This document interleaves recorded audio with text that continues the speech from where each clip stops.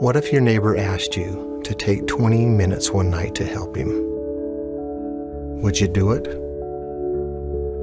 Most decent people would. But what if he asked you every night following, with no end in sight? Would you be willing to do it? At what point would helping become an irritant? When would serving your neighbor feel more like servitude? This is a story about Kathy, and it takes place over 3,000 nights, 7 days a week, 365 days a year, and has been going on for over 7 years. And it's changed the life of ordinary folk like me.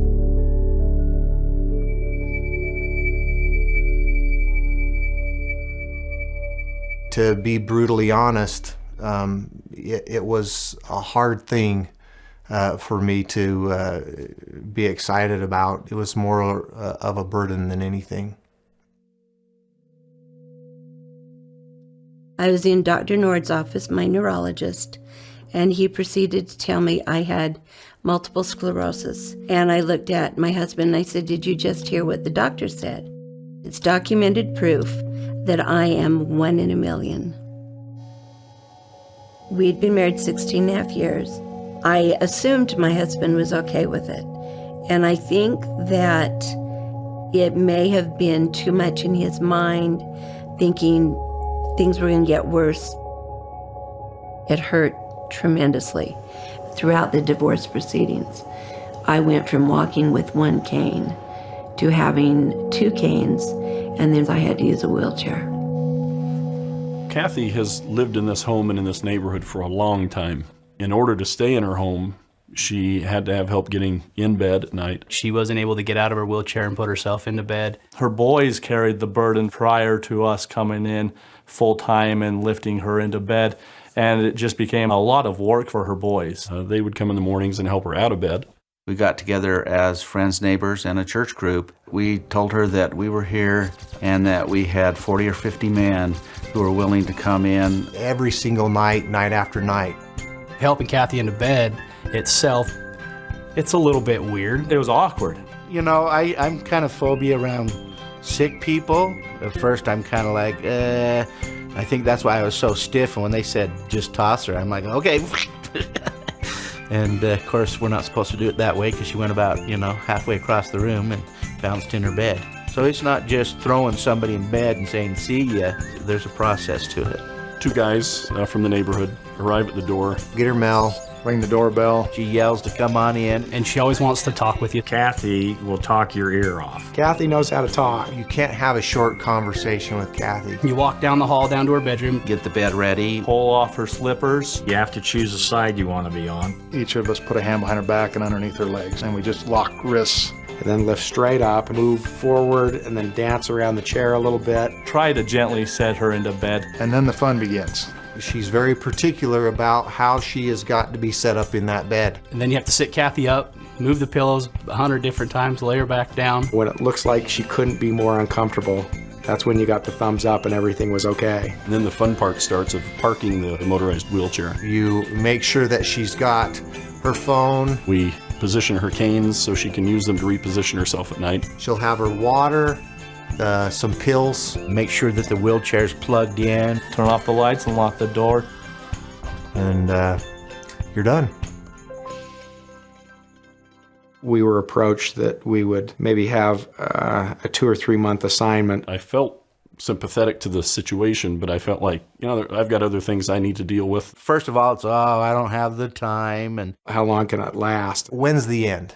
How long are we going to have to be doing this? Can't we get a lift in there? And at church, we would talk about this assignment, and it was the topic all the time. Largely brought up by me, by others in our group that were being asked to do it all the time. We all try to think of different ways that we could help Kathy get into bed without us having to come over every single night. It was a burden, to be honest. In those discussions, one person in particular said, I don't see an end in the foreseeable future. Even if we get her a lift, she can't put herself in the lift.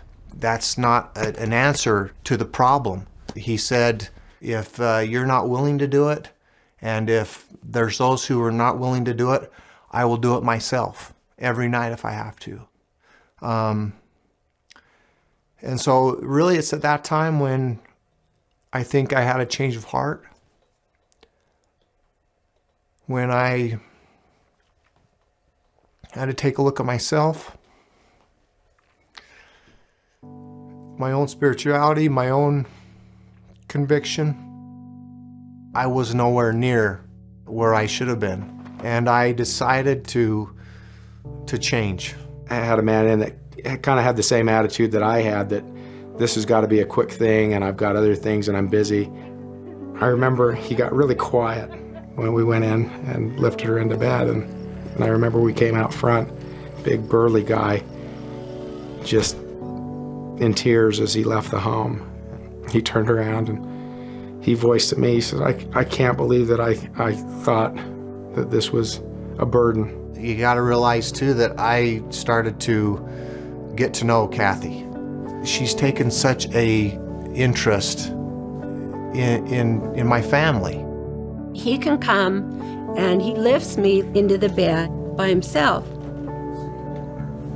It's kind of driven me to be able to stay fit and stay strong for Kathy. When I go to the gym, I do deadlifts, but I call them Kathy lifts. At first, I felt I was taking them away from their families. I didn't want to be a burden. And I honestly didn't think it would last for very long, and I thought it would just be maybe 10 times and then we were done. It's been going on for over 7 years. When I come over now, it's just like tucking one of my own kids into bed. I feel like she's part of my family now, and I asked her if we could just say a family prayer as we put her into bed before we left. Well, you have a good night. It's interesting, the dichotomy between healing the body and healing the soul. When we heal the body, it's always an inward effort. We're always paying attention to ourselves. When we heal the soul, turning inward doesn't work. And the triage of the soul is found in turning outward to other people. Every time I've gone to Kathy's home and dealt with her, it feels like it heals a part of my soul. Really, it's genius how Christ has laid this out for us. As one helps the other helps the other back. I have seen an even greater compassion. It's let me know that I'm not forgotten, that I'm still valued, not only to God, but I have worth to give other people in different ways. You know, I was in a point where I was at my lowest and just not feeling like I was maybe worth anything, or I was falling short. I needed healing, and that's what service does. It heals us. She's lifted me in so many ways.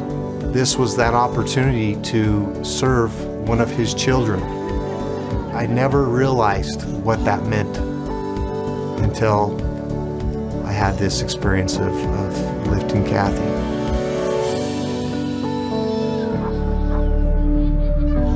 The more we serve our fellow men in appropriate ways, the more substance there is to our souls. We become more substantive as we serve others. Indeed, it's easier to find ourselves because there's so much more of us to find.